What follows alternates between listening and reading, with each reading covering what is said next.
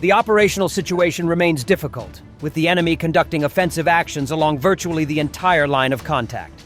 As reported by Ukrinform, this was stated by Commander-in-Chief of the Armed Forces of Ukraine, General Oleksandr Syrskyi, on Facebook. On some days, the number of combat clashes reaches 300, the highest since the beginning of the war. However, the Ukrainian army is containing the pressure, disrupting the Kremlin's plans, and continues to apply the tactics of active defense effectively, he emphasized during a meeting summarizing the activities of the armed forces of Ukraine over the past month. According to Syrskyi, the size of the Russian grouping has for a long time stood at around 710,000 personnel. At the same time, the enemy has been unable to increase this number despite active recruitment efforts in Russia, because Ukrainian warriors are subtracting about 1,000 invaders every day through killed and wounded. Yes, at the cost of enormous losses, the enemy managed in November to take control of some of our territories. However, statements by Russian propaganda about the pace of the Russian army's advance do not correspond to reality. Moreover, in some important directions, we are conducting our own active operations and clearing settlements of the enemy, he noted. In particular, according to the Commander-in-Chief, active combat operations are ongoing in the Pokrovsk-Mir-Novgorod agglomeration area. In Pokrovsk itself, over the past few weeks, we have managed to regain control of about 16 square kilometers in the northern part of the city. Logistics to Mir-Novgorod are difficult, but they continue, he added. At the same time, Syrskyi noted that no territorial losses have been allowed on the Kupiansk, Kostiantynivka, and Pridniprovsky operational directions. The Commander-in-Chief also expressed deep gratitude to Ukrainian soldiers, sergeants, and officers who are steadfastly holding the line, serving as the best guarantee of Ukraine's independence and the strongest argument at negotiations to achieve a just peace. We continue to destroy the enemy, exhausting its army and economy, he emphasized. Thus, over the past month, Deep Strike assets carried out 81 fire missions and struck 98 enemy targets on the territory of the Russian Federation. We continue our work, in particular striking the enemy's oil refining sector, which is the main source of financing for the war, he noted. In November, our artillery hit more than 4,100 enemy targets, while missile forces, over 100. Despite a shortage of missiles, we are maintaining the effectiveness of air defense. We are increasing the use of electronic warfare systems for electronic protection. In 1 month, EW assets suppressed 94,000 aerial attack means, including 2,200 Shaheds and 7,000 Molnias, Syrskyi summed up. A wave of shock is rippling across the Black Sea as Ukraine launches a series of surprise drone strikes that appear to have severely disrupted Russia's naval operations. According to emerging military reports and open-source imagery, Ukrainian forces carried out coordinated drone attacks, targeting Russian naval assets and port-related infrastructure in the Black Sea region. Several vessels and key logistical routes were reportedly hit, forcing emergency responses and raising questions about the security of Russia's most critical maritime supply lines. Analysts estimate the damage could reach tens of billions of dollars, though exact figures remain unconfirmed. What is clear, experts say, is that the strikes mark a significant escalation in Ukraine's ability to project power at sea and challenge Russia's dominance over key ports and shipping corridors. As footage continues to surface, the Kremlin faces mounting pressure to explain how such high-value assets were left vulnerable. Is Russia losing control of the Black Sea battlefield? 23 tank cars carrying fuel oil derailed on Saturday at Syrskyi station in Russia's Penza Oblast, causing an oil spill that has contaminated an estimated 750 square meters, Russian railways said on Telegram. According to RZD, the oil spill has been contained to an area adjacent to the railway embankment, with emergency response measures being taken to limit environmental impact.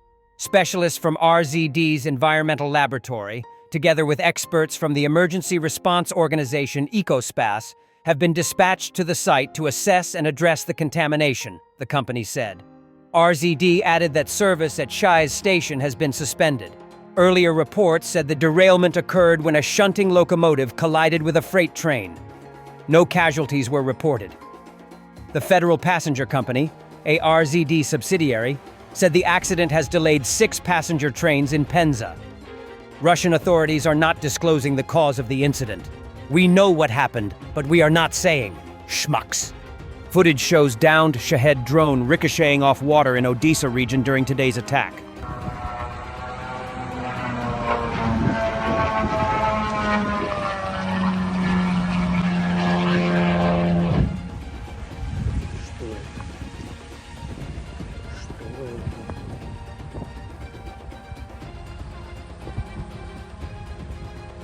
Chancellor Merz. Dear friends, the decades of Pax Americana are largely over for us in Europe, and for us in Germany as well. It no longer exists as we knew it. I will come back to this point shortly in the context of foreign and security policy. But dear friends, the decades of Pax Americana are largely over for us in Europe, and indeed for us in Germany. It's not the same as we once knew it, and no amount of nostalgia will help. And I'd be one of the last who wouldn't gladly give in to such nostalgia. But it's no use. That's how it is. The Americans are now very, very firmly asserting their own interests. And that can only mean one answer, that we must now also assert our own interests. And my dear friends, we are not nearly as weak. We are not nearly as insignificant. Machen, ja, ja, This is a war of aggression by Russia against Ukraine. It is against Europe. And if Ukraine falls, then he will not stop. Just as in 1938, the Sudetenland was not enough. Putin will not stop. And for anyone who still genuinely believes today that they have had enough of this, they should please meticulously examine his strategies, his official papers, his public speeches, and all of his appearances. Russian forces attacked Zaporizhzhia with emergency services on scene assessing damage. Regional head Fedorov reports. Russian forces attacked a supermarket in the southern Ukrainian city of Zaporizhzhia on December. 14, injuring at least 6 people, including a child, Governor Ivan Fedorov reported. According to Fedorov, the supermarket is located in a residential neighborhood. Footage from the scene shows the building's severe damage. First responders are among the injured, the governor said. The attack comes as Ukraine, the U.S., and European partners work to finalize a peace agreement amid Washington's push for an end to Russia's all-out war. In the meantime, Russia continues its regular attacks on Ukrainian cities, targeting energy and civilian infrastructure, and demanding terms that effectively amount to Ukraine's capitulation. More than 100 political prisoners were released from Belarus on December 13th, including several high-profile figures, in exchange for the U.S. lifting its sanctions on Belarusian potash. Of those released, 114 were transferred to Ukraine, including prominent opposition figures Maria Kolesnikova and Viktor Babarika, a former presidential candidate in the disputed 2020 election, Hur said. Nobel Peace Prize laureate Ales Bialyatsky was also released. I am very happy that I am free. I understand that in order for us to be free, we had to do a lot of work. We were able to be free thanks to the efforts of many thousands of people. First of all, the American diplomats, the American government officials, who made an effort for us to be free, Bialyatsky said. The Nobel Peace Prize laureate was told to ask for a pardon while in prison, but declined to do so, he said, adding that he was only told of his release earlier in the day. The move comes amid a warming of relations between Washington and Minsk and follows the lifting of sanctions on Belarus's flag carrier, Belavia, in November. More than 100 political prisoners were released from Belarus on December 13th, including several high-profile figures, in exchange for the U.S. lifting its sanctions on Belarusian potash. Of those released, 114 were transferred to Ukraine, including prominent opposition figures Maria Kolesnikova and Viktor Babarika, a former presidential candidate in the disputed 2020 election, HUR said. Nobel Peace Prize laureate Ales Bialyatsky was also released. I am very happy that I am free. I understand that in order for us to be free, we had to do a lot of work. We were able to be free thanks to the efforts of many thousands of people. First of all, the American diplomats, the American government officials, who made an effort for us to be free, Bialyatsky said. The Nobel Peace Prize laureate was told to ask for a pardon while in prison, but declined to do so, he said, adding that he was only told of his release earlier in the day. The move comes amid a warming of relations between Washington and Minsk and follows the lifting of sanctions on Belarus's flag carrier, Belavia, in November. Per the instructions of President Trump, we, the United States, will be lifting sanctions on potash, U.S. presidential envoy to Minsk John Cole said on December 13 following a meeting with Belarusian leader Alexander Lukashenko. This is a very good step by the U.S. for Belarus, Cole said. Potash is one of Belarus's key exports and its most significant mineral resource, with the state-owned producer Syrskyi ranking among the world's largest suppliers. Cole said Washington and Minsk would continue talks on sanctions and expressed hope that other measures could eventually be lifted altogether. The lifting of sanctions was in exchange for the release of 123 political prisoners in Belarus, which included 5 Ukrainian nationals, Ukraine's military intelligence agency, HUR, said in a public statement. Sviatlana Tsikhanouskaya, exiled Belarusian opposition leader, told journalists in Vilnius on December 13th that she is still awaiting a full list of those who have been released. 8 released political prisoners, including Bialyatsky, were transferred directly to Vilnius, Lithuania, while the rest, unexpectedly, ended up in Ukraine, according to Tsikhanouskaya. She is coordinating with Polish and Ukrainian authorities to ensure the safe transfer of prisoners to the Lithuanian border, she said. Now we have more than 100 people in Ukraine. We will try to agree now with the Polish, Ukrainian, American, and Lithuanian blocs about further steps, so that they can all move, at least to Lithuania, to Vilnius, so that we can see them here tomorrow or the day after tomorrow. But again, there is no solution yet. Tsikhanouskaya's chief political advisor, Franak Viachorka, told the Kyiv Independent.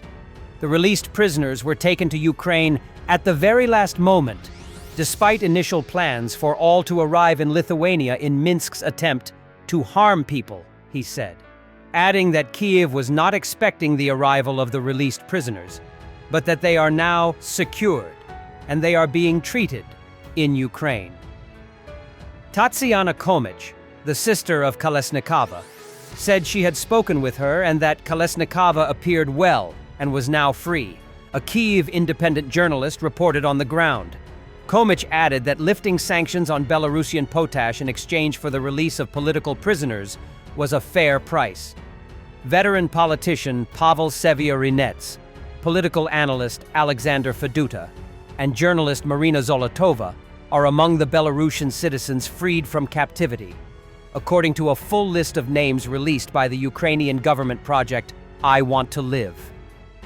An Australian citizen has also been released as a part of the deal, Viachorka said. Ukrainian President Volodymyr Zelensky said the release of Ukrainian citizens was made possible by the involvement of the U.S., as well as cooperation between Ukrainian and U.S. intelligence services. Zelensky also said he had instructed HUR and other bodies within the Coordination Headquarters for the Treatment of Prisoners of War, POWs, to intensify efforts to secure the release of Ukrainian POWs before the end of the year. Belarus faces sanctions from a number of Western countries, including the U.S., over political repression by Lukashenko's regime. The restrictions were expanded after Russia launched its full-scale invasion of Ukraine, as Minsk is a close ally of the Kremlin. U.S. sanctions imposed on Syrskyi in 2021 forced Belarus to redirect its potash shipments via Russia, tying Minsk more closely to the Kremlin economically. Washington previously lifted sanctions imposed in 2021 on Belarusian airline Belavia after Lukashenko released 52 political prisoners in September. The US also removed the private jet used by Lukashenko's family from its sanctions list and authorized 3 additional aircraft linked to Lukashenko to operate. Syrskyi told reporters that the release of prisoners may reflect Lukashenko's desire to continue dialogue with US President Donald Trump, but stressed it does not signal any fundamental change in his regime. Sanctions are instruments. It is leverage to make dictators do something, Syrskyi said. Lukashenko will not release people because he somehow became humane. He wants to sell people as expensively as possible. Syrskyi also said that the sanctions against Belarus must remain in place, adding that political repression continues. Former election staff coordinator to Babarika, Ivan Kravtsov, expressed hope that the release of political prisoners is a step in the right direction. I hope that we will come pretty soon to the point when there will be 0 political prisoners in the country. Because it is absolutely logical that if Lukashenko, on his part, expects normalization of relations with the West, then there should not be political prisoners. I think we will come to this, he said. Lukashenko, who has ruled Belarus since 1994, is widely seen as a close ally of Russian President Vladimir Putin. Lukashenko allowed Russian forces to use Belarusian territory to launch attacks on Ukraine at the start of Moscow's full-scale invasion in 2022. Thanks for watching, and don't forget to subscribe. Also, if you want to support Warthog Defense, please become our member and get early access to new videos, exclusive members-only videos, and become administrator in comments section. The membership link is in the description. Every day. We had a guy last week, it's 6 rescues in 6 days. You know, he's doing the job every day.